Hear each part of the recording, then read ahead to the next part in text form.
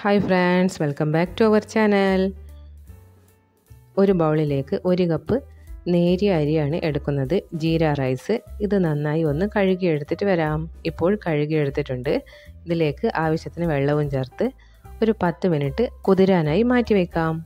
മൂടി വെച്ച് ഒന്ന് വെയിറ്റ് ചെയ്യാം.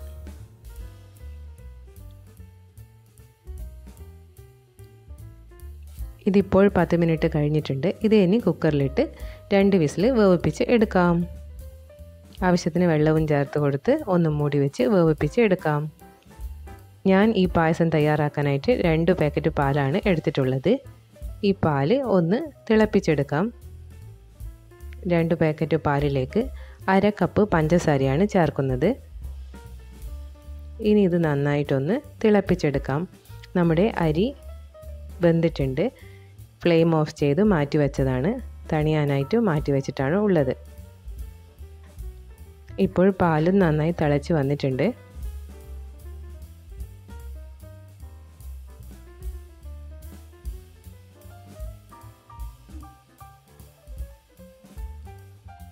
ഇപ്പോൾ ഇതിൻ്റെ ചൂടൊക്കെ കഴിഞ്ഞു. ഇനി നമുക്കൊന്ന് തുറന്ന് നോക്കാം. ഒന്ന് ചെക്ക് ചെയ്ത് നോക്കാം കുക്കായി കിട്ടിയോ എന്ന്. നമ്മുടെ വെള്ളം കറക്റ്റായിരുന്നു, കട്ട പിടിച്ചിട്ടൊന്നുമില്ല. നന്നായിട്ട് വെന്തിട്ടും കിട്ടിയിട്ടുണ്ട്. വെള്ളം കുറഞ്ഞു പോയി കഴിഞ്ഞാൽ ഈ റൈസ് പെട്ടെന്ന് കട്ട പിടിച്ചു പോകും, അല്ലെങ്കിൽ അടിക്ക് പിടിച്ചു പോകും. അതുകൊണ്ട് വെള്ളം ആവശ്യത്തിന് ചേർത്ത് കൊടുക്കണം. ഇനി ഇതിലേക്ക് തിളപ്പിച്ച പാല് ചേർത്ത് കൊടുക്കാം.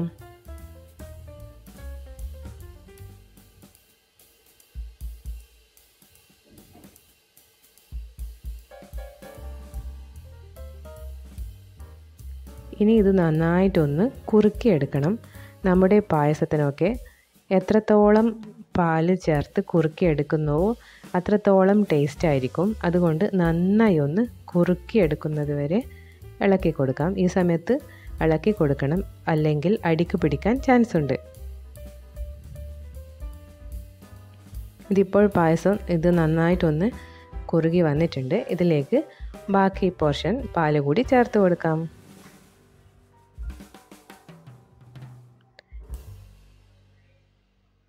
ഇതിലേക്ക് 2 പാക്കറ്റ് പാല് മാത്രമാണ് ഞാൻ ഉപയോഗിച്ചിട്ടുള്ളത്. ഇപ്പോൾ തിളയ്ക്കുന്ന ചൂടുവെള്ളവും ചേർത്ത് മിക്സ് ചെയ്ത് നന്നായിട്ടൊന്ന് ഇനി നമുക്കിത് തിളപ്പിച്ചെടുക്കാം. ഒന്ന് കുറുക്കി എടുക്കുന്നത് വരെ വെയിറ്റ് ചെയ്യാം.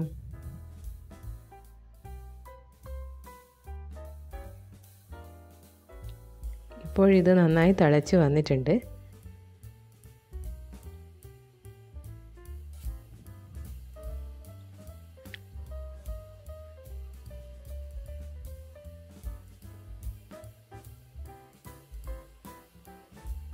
ഈ പാൽപ്പായസം ഒരു പ്രത്യേക രീതിയിലാണ് തയ്യാറാക്കുന്നത്. അതുകൊണ്ട് എല്ലാവരും മുഴുവനായും കാണാൻ ശ്രമിക്കണേ. ഇതിപ്പോൾ നന്നായി തിളച്ച് വന്നിട്ടുണ്ട്. ഇനി ഇതിലേക്ക് 1/2 കപ്പ് പഞ്ചസാരയാണ് ചേർത്ത് കൊടുക്കുന്നത്. നേരത്തെ പാല് തിളപ്പിക്കുന്ന സമയത്ത് 1/2 കപ്പ് പഞ്ചസാര ചേർത്ത് കൊടുത്തിട്ടുണ്ട്. ഇതും ഇപ്പോൾ 1/2 കപ്പ് പഞ്ചസാര ചേർത്ത് കൊടുത്തു. ഇതിപ്പോൾ നന്നായിട്ട് കുറുകി വന്നിട്ടുണ്ട്. ഒന്ന് നന്നായി കുറുകി വരണം. പായസം എത്രത്തോളം കുറുകുന്നോ അത്രത്തോളം ടേസ്റ്റ് ആയിരിക്കും. നിങ്ങൾക്ക് വേണമെങ്കിൽ മധുരം കൂടുതൽ ചേർത്ത് കൊടുക്കാം. ഞാൻ ഇതിലേക്ക് പഞ്ചസാര ഒന്ന് കാരമൽ ചെയ്തെടുക്കുന്നുണ്ട്. അതുകൊണ്ട് ഇത് ഇനി നമുക്ക് ഒന്ന് സ്ലോ ഫ്ലെയിമിലാക്കി വെച്ച് ചെയ്തെടുക്കാം. അടുത്തതായി ഒരു ഫ്രൈ പാനിലേക്ക് 1/2 കപ്പ് പഞ്ചസാരയാണ് ചേർത്ത് കൊടുക്കുന്നത്. ഇത് കാരമൽ ചെയ്യാനാണ്. ഇത് ഫ്ലെയിം കുറച്ച് വെച്ച് ഒന്ന് ചൂടാക്കി എടുക്കാം. ഇപ്പോൾ നടുഭാഗത്തൊക്കെ ഒന്ന് ചൂടായി വന്നിട്ടുണ്ട്. പഞ്ചസാര മെൽട്ടായി വരുന്നുണ്ട്. ഇനി അത് എല്ലാ സൈഡിലും ഒന്ന് മെൽട്ടായി കിട്ടും. ഇപ്പോൾ നന്നായി ഒന്ന് കുറച്ചായിട്ട് മെൽട്ടായിട്ട് വരുന്നുണ്ട്. ഇതൊന്ന് ഇളക്കി കൊടുത്തു കഴിഞ്ഞാൽ എല്ലാ സൈഡും ഇങ്ങനെ മെൽട്ടായി വരും.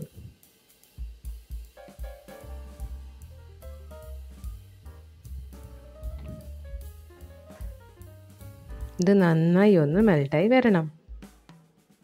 സ്ലോ ഫ്ലെയിമിൽ വെച്ചിട്ട് മാത്രമേ ഇങ്ങനെ ചെയ്തെടുക്കാൻ പാടുള്ളൂ. ഇത് പെട്ടെന്ന് കരിഞ്ഞു പോകാൻ ചാൻസ് ഉണ്ട്. ഇത് കരിഞ്ഞു പോയി കഴിഞ്ഞാൽ ഇതിൻ്റെ കളറും ചേഞ്ചസ് വരും. ഒരു കയ്പ്പ് രസം ഉണ്ടായിരിക്കും നമ്മുടെ പായസത്തിന്. അതുകൊണ്ട് കരിഞ്ഞു പോകാതെ പ്രത്യേകം ശ്രദ്ധിക്കണേ.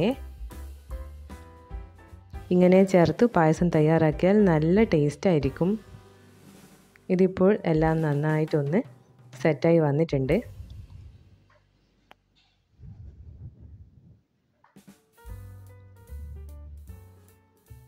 എല്ലാം മെൽറ്റായി വന്നതുകൊണ്ട് ഇതിലേക്ക് കുറച്ച് ഇളം ചൂടുവെള്ളം ചേർത്ത് കൊടുക്കുന്നുണ്ട്. ചൂടുവെള്ളം ചേർക്കുന്ന സമയത്ത് ഇത് പെട്ടെന്ന് തെറിക്കും. അതുകൊണ്ട് അടുത്തങ്ങനെ നിൽക്കാൻ പാടില്ല. ഞാനിത് ക്യാമറ എടുക്കുന്നത് കൊണ്ടാണ് ക്യാമറ ഇങ്ങോട്ടേക്ക് മാറ്റിയതാണ്, അതിലേക്ക് തെറിക്കണ്ട എന്ന് വിചാരിച്ചിട്ട്. ഇനി ഇത് നന്നായിട്ടൊന്ന് മിക്സ് ചെയ്ത് കൊടുക്കണം. ഈ കട്ടകളൊക്കെ പെട്ടെന്ന് ഇത് ചൂട് തട്ടുന്ന സമയത്ത് അലിഞ്ഞ് കിട്ടും.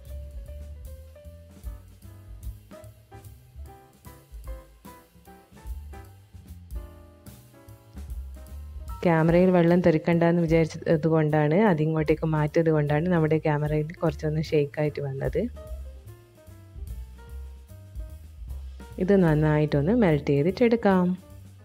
ഇപ്പോൾ നന്നായിട്ട് മെൽറ്റായിട്ട് കിട്ടിയിട്ടുണ്ട്. ഇങ്ങനെ ചെയ്തെടുത്താൽ നമുക്ക് ഡയറക്റ്റായിട്ട് പായസത്തിൽ ചേർത്ത് കൊടുത്താൽ ഒരു നോർമലായിട്ട് ഒന്ന് മിക്സ് ചെയ്ത് കൊടുത്താൽ മതി. വെള്ളം ചേർക്കാതെയാണ് ചേർത്ത് കൊടുക്കുന്നതാണെങ്കിൽ പഞ്ചസാരയിൽ പായസത്തിൽ ചേർത്ത് കൊടുത്തു കഴിഞ്ഞാൽ അത് അപ്പോൾ തന്നെ കട്ട പിടിച്ചു പോകും. പിന്നെ അത് നമ്മൾ നന്നായിട്ട് ഇളക്കി മിക്സ് ചെയ്തെടുക്കണം. ഇങ്ങനെ ചെയ്താൽ ഇത് നോർമലായിട്ട് തന്നെ മിക്സ് ചെയ്തെടുത്താൽ മതി. ഇപ്പോൾ കാണുന്നില്ലേ, നമ്മുടെ പാൽപ്പായസത്തിൻ്റെ കളർ തന്നെ ഒരു ചേഞ്ചസ് വന്നു. ഇത് നല്ല ടേസ്റ്റുമാണ് ഇങ്ങനെ ചെയ്തെടുക്കുമ്പോൾ.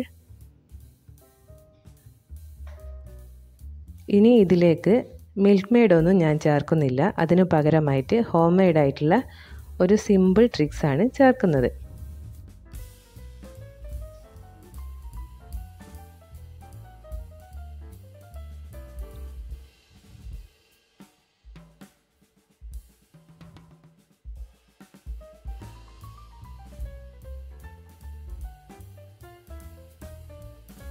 ഇപ്പോൾ ഇത് നന്നായി മിക്സ് ചെയ്ത് എടുത്തിട്ടുണ്ട്. ഇനി ഒരു ബൗളിലേക്ക് 1/2 കപ്പ് പാലാണ് ചേർത്ത് കൊടുക്കുന്നത്. നേരത്തെ ആ ബാലൻസ് വന്ന പാലാണിത്. അതിലേക്ക് ഒരു 1/4 കപ്പ് പഞ്ചസാരയാണ് ചേർത്ത് കൊടുക്കുന്നത്. നിങ്ങളുടെ ഇഷ്ടത്തിനനുസരിച്ച് പഞ്ചസാര ചേർത്ത് കൊടുക്കാം. ഇനി ഇതിലേക്ക് ഒരു 3 ടേബിൾ സ്പൂൺ പാൽപ്പൊടിയാണ് ചേർത്ത് കൊടുക്കുന്നത്. ഇതും നിങ്ങളുടെ ഇഷ്ടത്തിനനുസരിച്ച് ചേർത്ത് കൊടുക്കാം. ഇനി നന്നായിട്ടൊന്ന് മിക്സ് ചെയ്തെടുക്കാം.